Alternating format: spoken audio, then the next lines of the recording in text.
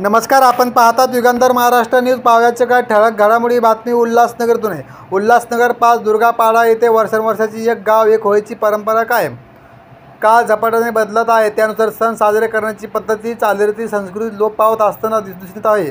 मात्र उल्हासनगर 5 दुर्गापाडा जुने अंबरनाथ गाव येथे पूर्वजापासून सुरू असलेली एक गाव एक होळीची प्रथा आजही कायम असून सर्व गावकरी एकत्र येऊन लाकडे गोळा करून उत्साहात होळी साजरी करतात. यंदा गावातील होळी पेटविण्याचा मान गावातील ज्येष्ठ नागरिकांना दिला जातो. तो कोळी असो किंवा पाटील. यंदाचा मान सुदाम सोयकर आणि मोहन पाटील यांना मिळाला. दुर्गापाडात विविध धार्मिक कार्यक्रम एकत्रित येऊन साजरे केले जातात. हे गावकरी विशेष म्हणजे एक गाव एक होळी याप्रमाणे सण साजरा केला जातो. सर्व गावकरी सकाळी गावाच्या मध्यभागी असलेल्या शिवसेना शाखा चौकात एकत्र येतात. या ठिकाणी शेणाच्या गवऱ्या, होळीसाठी जाळण्यासाठी लागणारे साहित्य, बांबू गोळा करून चौकात आणतात. एक गाव एक होळी परंपरा, पण ही होळी रस्त्याची म्हणजे तयार करण्याची गावातील लोकांची परंपरा आहे. यावेळी प्रधान पाटील, सुदाम सोयकर, मोहन पाटील, राजा पाटील, कार्यकर्ते, बाळ गोपाल मंडळी, ग्रामस्थ मोठ्या संख्येने उपस्थित होते.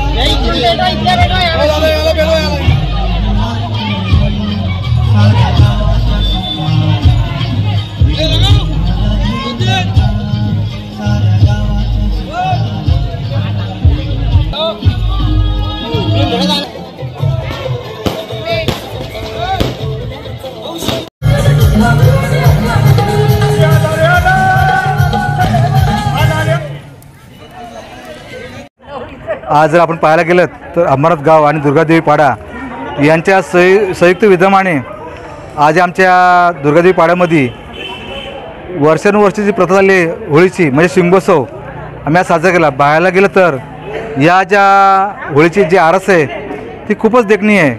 म्हणजे याची जी देखरेख आहे ती खूप सुंदर आहे. आणि बघायला गेलं तर ही वर्षानुवर्ष चालू आहे. आज आमच्या दुर्गापाडा अंबरनाथ गावाने जे रहिवासी आहेत हे वर्षानुवर्ष या शिमग्याचं आम्ही आयोजन करतो.